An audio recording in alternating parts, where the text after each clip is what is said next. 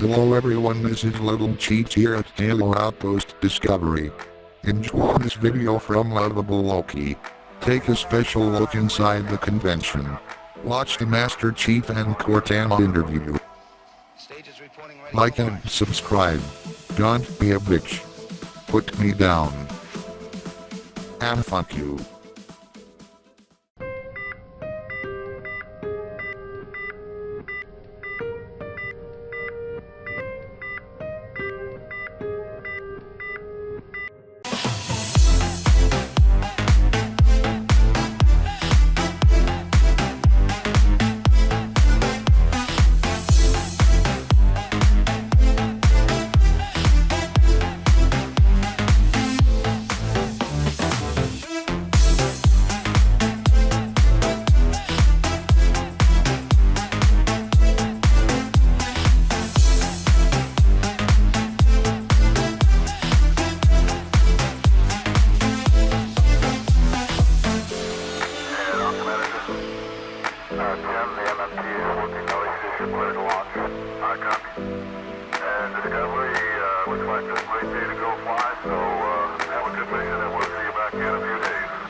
We have ignition.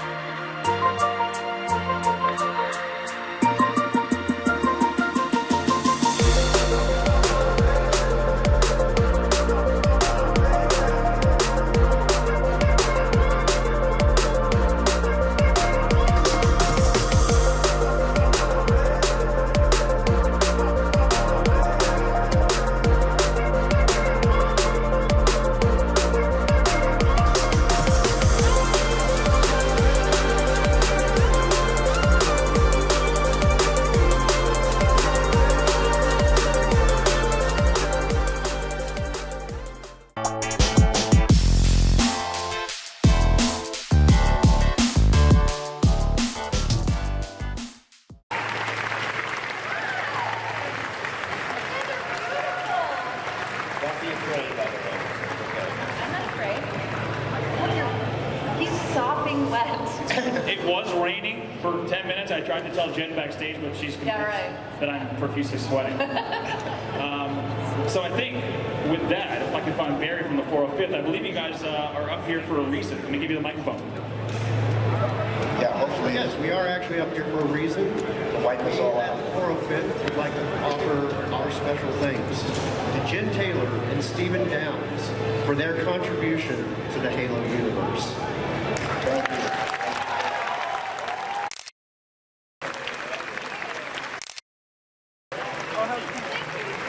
And I'll help you with those. Thank you. So you can get them to Jen over here on the side of the stage. Jen, can you come up here? Where do you put me? Jen? You have the Jen. same name as Jen. Jen and Jen. Right, which is what it was. So I'm super excited about this for many reasons, as I could see that a lot of people both of you, but never have I got to sit on stage with you together. That's true, and I think, at least for me, this is the largest panel I think we've ever done in terms of attendance, right? Give yourselves a round of applause.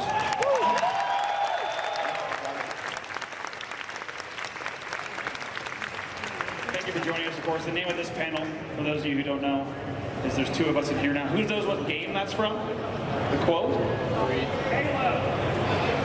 Halo 3. That's right.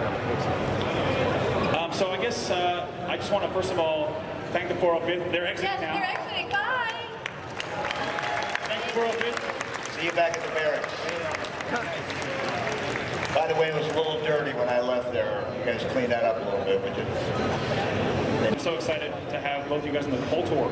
We're going to have you in every city. Absolutely. So each panel's going to be the very first panel with Steve and Jen, like I said. The biggest crowd that we've had, and I'm excited to dive in. I want to start a little bit with how you guys got in the industry.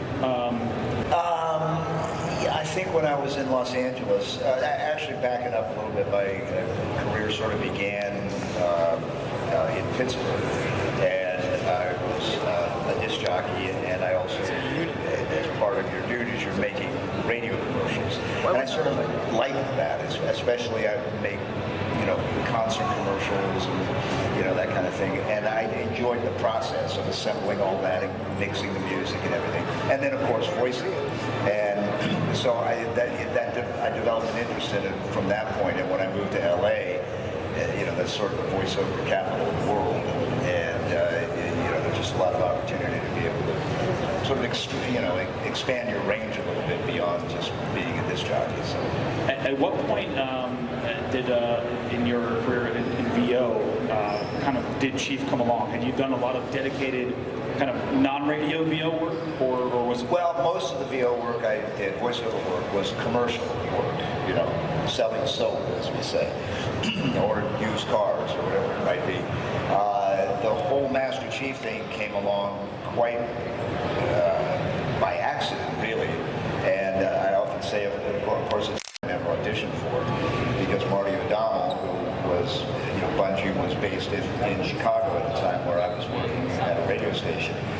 And Marty used to listen to me on the radio, and he just called up one day and said, we got this character here, we got this game, and we think you'd be the right guy for it, you want to do it.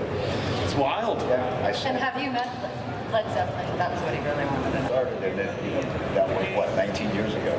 Here we are. Wow. Jen, how about you? Your start in VO? Yeah, I was a theater actor. I studied theater at Northwestern University outside Chicago, and I graduated. And I think like any good theater actor, you go, oh God, what am I going to do now? I can't be doing theater. And somebody had said to me, I think you should do voiceovers. My best friend, and I said, I don't really know what that means. She said, like The Simpsons. That was her response. So I'm still waiting for that. I put together a voiceover reel. I didn't really know what I was doing, but I thought, well, maybe this is a way that I can pay for theater. And I started doing commercials like you, and I was a radio DJ for a while, although the radio station that I worked for denies it. Well, there's this list. I worked for 107.7 The End in Seattle. Sure you did. And yeah, right? Right. And there's a list of all the people who worked there in the 90s. And my name's not on there. Riley. I was Riley. I really was, you guys. I was Riley. I'm not. What do you guys think? I'm not kidding. Yeah? Woo! Anyway. Most people believe you here. Yeah. The Real World was filming there when I was there. 107.7 The End. This is Riley. What's up? Here's Nirvana. That's mainly what I did. Okay, I'm buying it now. Yeah. I'm buying it. Anyway, so I did that, and then I got involved in commercials, and then there was a burgeoning, video game industries in Seattle at the time, and I feel like it was just the right place at the right time, and I stumbled into it. How about for you? I mean, you also have done a lot of voices for different games. At what point in your VO work, or even your VO for games, however you kind of think of your career and how it's gone? At what point did Halo come in terms of how much you have ever done in VO? More towards the beginning, I would say. Yeah, maybe 1/3 of my way. So, well, who knows what I'll get to do next? But I had done a few other games. A lot of computer games for kids, teaching kids how to read and how to count, stuff like that. And so it was about 1/3 of the way, I would say. Which kind of brings us to the next thing I want to talk about. Do you specifically remember, Steve, when you were first contacted about Halo, like you said, with talking to Marty? Just like your generic thoughts. I mean, like, I don't know how it works in the VO industry. Do you get materials? This is late 90s, early 2000s. Do you get Yeah, how does that process even work? Yeah. Well, to put it bluntly, I got nothing. Marty, we had a conversation, and he sort of laid out the Halo universe as it was then, and then laid out who Master Chief was in that picture. And we had no visual reference. There was no sketch, Right. to show me. And I always remember because Marty said, think of him as like a Clint Eastwood when Clint Eastwood was doing the spaghetti westerns and Dirty Harry a little bit. A guy who was a man of few words, but when he did speak, somebody usually died. Yeah. So that was his and that's really what I took into the studio for the first time is that that Clint Eastwood was very much in my head when we did Combat Evolved. Yeah. So are you doing VO without having seen any reference? I had no reference, nothing. For all of the Halo 1? Oh no. Just early stuff. Yeah, after the game came out, they were nice enough to shoot. No, for all of ship Halo me a 1. game. Sure. But for all of Halo 1 recording? We didn't know. For me, right? I didn't know it. Yeah, I had no idea. Wow. What attracted me and what I fell in love with was the storyline. I mean, I was always a science fiction nut anyway. I always loved science fiction and as a genre. So, as he laid out Halo to me, I was like, wow, this is a really cool science fiction story. Anyway, So once she was American. Yes, once she's American, they said, we want girl next door. Girl next door, there is no romance between them. That's what they kept saying to me over and over again. There's no romance. She's the girl next door. She is your biggest ally. And I didn't know what she looked like, though they said they were going to model her on Nefertiti. So I knew that much. And then I didn't really get to see it. I mean, I got the game, but I didn't have anything to play it on. Right, so you have the standalone Halo 1 for Xbox with no Xbox. Yeah. With no Xbox, Yeah. Yeah. So I'm horrified to tell you guys that I didn't really get to see Cortana until Halo 3. Oof. I know, it's so bad. I think I saw a drawing. I saw a drawing for Halo 2. But Halo 3, they had this big release party, and I went to the release party and I saw all these beautiful videos, and I was like, oh, she's so great. That's wonderful. Yes, that's when I discovered her. Oh, which actually leads perfectly into the next thing that I wanted to I ask. just set you right up, didn't I? You did. It's perfect. Good. So obviously, you're both coming from a point where you're not seeing a ton of visual reference through all of Halo 1, or maybe all of Halo 2 as well. And then there's certainly a point, and there must be, where you realize, wow, this thing's gotten real big. Do you remember what that was like when you kind of realized, okay, this is not just a VO job? This is a mega franchise. I remember it vividly. I was in Florida actually with my Go, Florida. girlfriend. Anybody here from Florida? He's just trying to get you on his side by saying That's right. Florida. Florida. Florida. I was in Palm Beach, I think it was. I was with my girlfriend at the time, and so we were staying at her brother's house, and he had several boys who were boys, and I remember walking through their living room one day, and they were playing Halo. Now this is way past. Halo 1 had been out at least a year, maybe a year and a half, and I knew nothing of the success of the game. Yeah. That's when the news of gaming was kind of kept in the gaming world. Yeah. You know what I mean? It wasn't on the front page of the New York Times or in Time magazine. As I recall, they didn't want us to talk about the fact that we were in the game because they really wanted people to see the characters, Sure. not us. So I had no clue, and I was walking through the living room, and they're playing the game, and I stopped, and I was like, can you take a picture? I think I voiced a character in this game. And the kids are, they're like, Can't take pictures. and I said, yeah. I said, well, who was it? And I couldn't remember his name. I couldn't remember his name, and I said, I don't know, but I think he was the main guy in the game. He's the main guy. And he said, and they said, Master Chief? I was like, yeah, it was Master Chief. Well, within 15 minutes, there's 30 to 40 kids outside this guy's door with a copy of the game or their Xbox or something, wanted me to sign it. And this was a revelation. So that was your first signing? That was it. We went down to a local GameStop or whatever passed for a GameStop at that time, and they had a big life-size cutout of Master Chief. And I'm like, wow. At that point, you had seen Master Chief, so you... I think I had seen him, but maybe not. Yeah. You're like, wow, I'm a badass. That's right. Hey, an incredible resemblance. Did they do that freehand? I've got pecs today. Yeah, look at that guy. But yeah, that was it. And I mean, it was a life-changing moment. Sure. Jen, how about for you? Well, when they asked us to do Halo 2, I thought, I guess Halo 1 was a success. So Or successful enough. It's successful enough. Yeah. I don't know. For Halo 3, they had me film this thing called the Cortana Chronicles. I don't know if any of you saw that, where I traveled around. He saw it. No, he saw it. Okay. I traveled around the world meeting people, and I thought, okay, well, okay, awesome. And then at the party, for Halo 3, when I got to see the visuals, I met Bill Gates, and that was when I went, oh, this must really be something. But apparently they couldn't afford any clothes for her. She was very cold. I think that was probably when. Yeah. I want to shift into a little bit into characters now, and talk a little bit about some of your favorite aspects of your respective characters.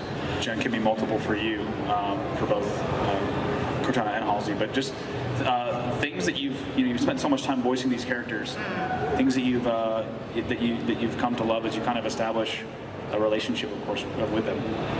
Halsey is one of my favorite characters that I voice, and I think they keep saying to me, she is the smartest being in the universe, basically.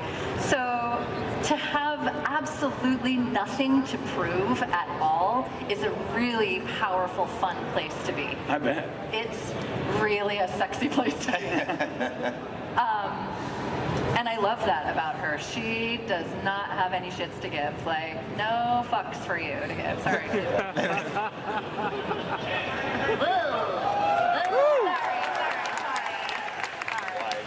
That's not cool. Damn it, Cortana. That's why we don't have nice things. She just doesn't care. How's that?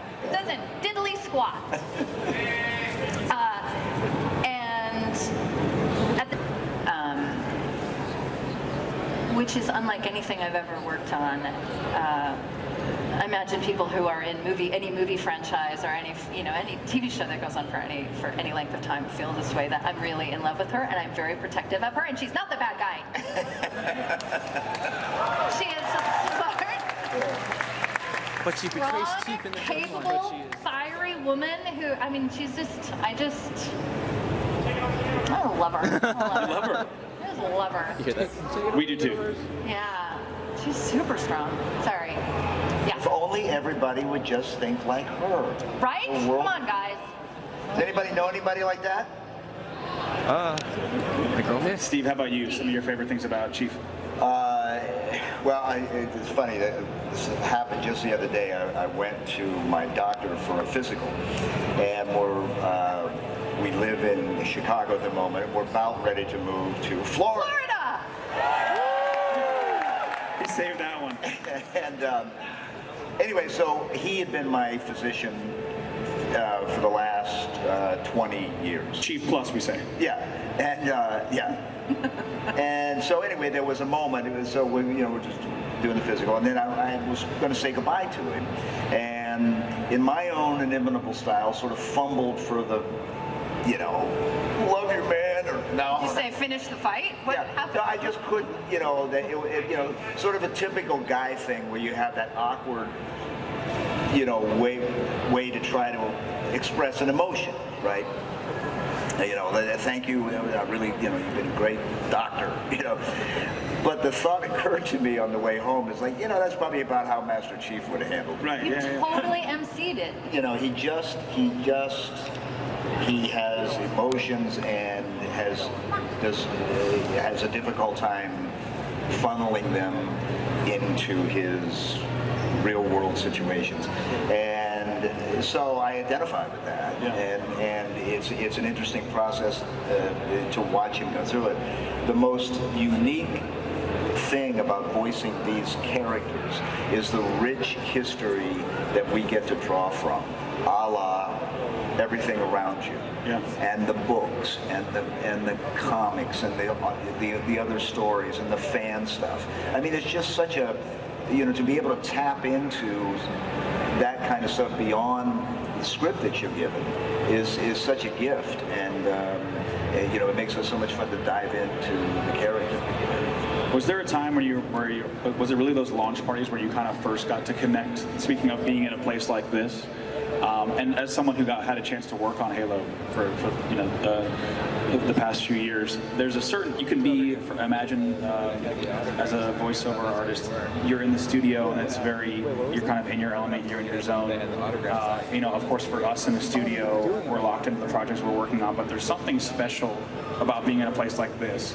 Are there moments that you remember where you first got to kind of meet, I guess for you it might be the story you shared earlier, kind of when there's 40 people outside the door all of a sudden. Were there moments for either of you where you're like, wow, not only am I seeing the scale on display, but I'm seeing what this franchise means to others. Did you guys remember the first moments like that?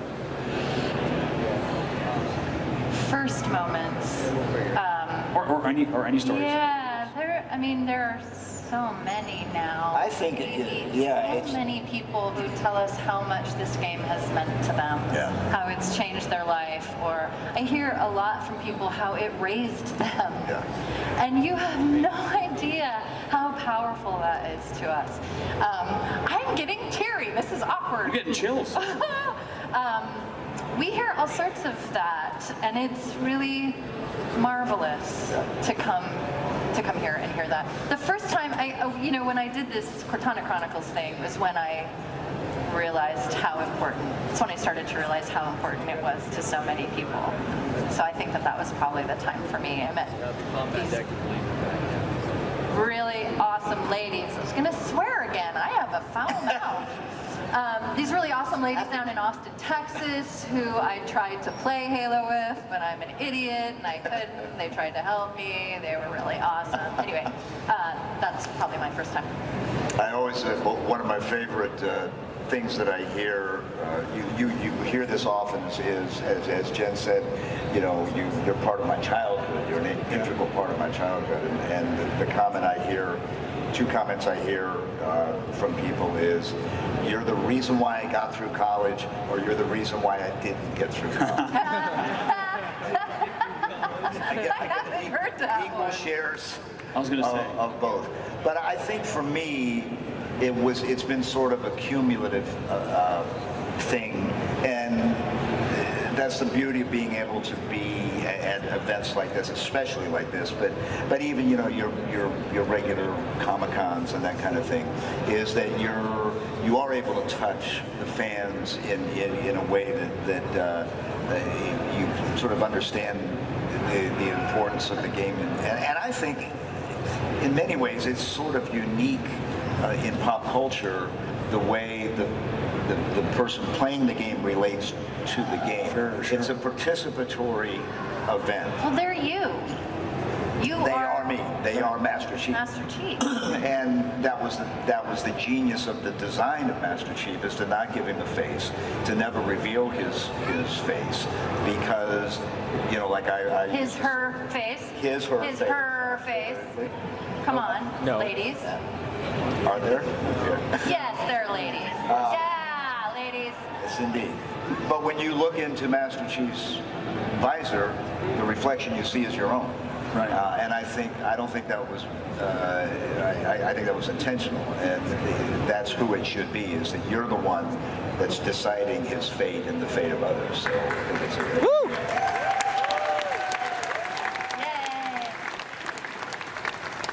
Yay. I've asked you guys, either of you this, do you happen to have a favorite scene or line? It doesn't have to be from your characters, but I assume it may come from your character.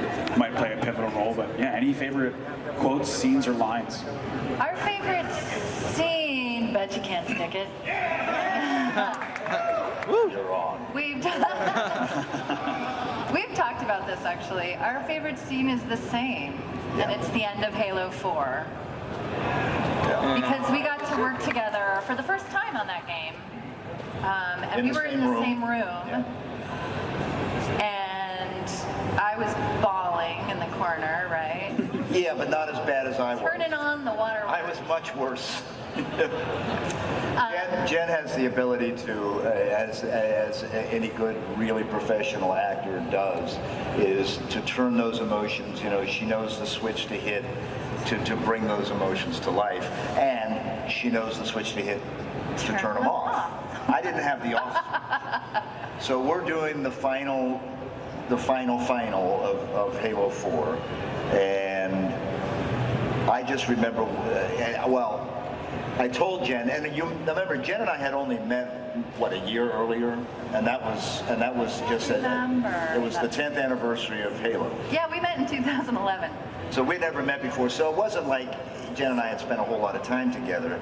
And so here we are in the studio, and I said to her when we were getting ready to do these final scenes, I said, you know, if I reach out to grab your hand, you know, I don't want you to go, you know, to freak out. I mean, you know, I just felt like I just felt like I needed to tell her that I may do that. Yeah. Just, you know, as an emotional support thing, and to help me, you know, help the character get to where he needed to be. So Jen was just like, okay, fine. So we're getting to that point. We're getting to that point. We're getting to that point. Jen, you know, holds out her hand for me to take, and I was so like in my Let's hold hands, Steve. Let's hold hands. Yeah, I didn't take her hand. So left me hanging. We're done, and she's like, dude. Totally Tom Brady'd me. Left, yeah. Wow, really? Nothing. High five. No. And but I remember when that scene was over, Jen's first words were something like, "Any more coffee? Anybody?" And I'm like a puddle on the floor, you know, trying to pull myself back to some sort of reality. And I remember it like that. My favorite line is from the entire series. This is gonna surprise people. I said this earlier. Is "Welcome home, John." That's my favorite line. Woo!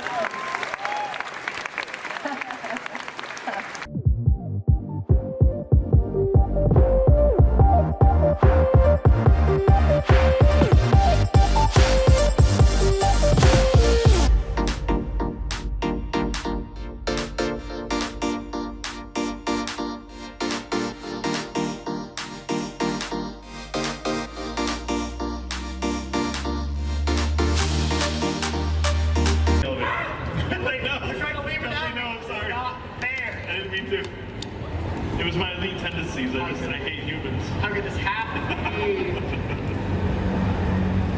Where's my Uber driver taking me? I'm giving this Uber a 1 star. Oh no, it's a hammer. Yeah, hammer.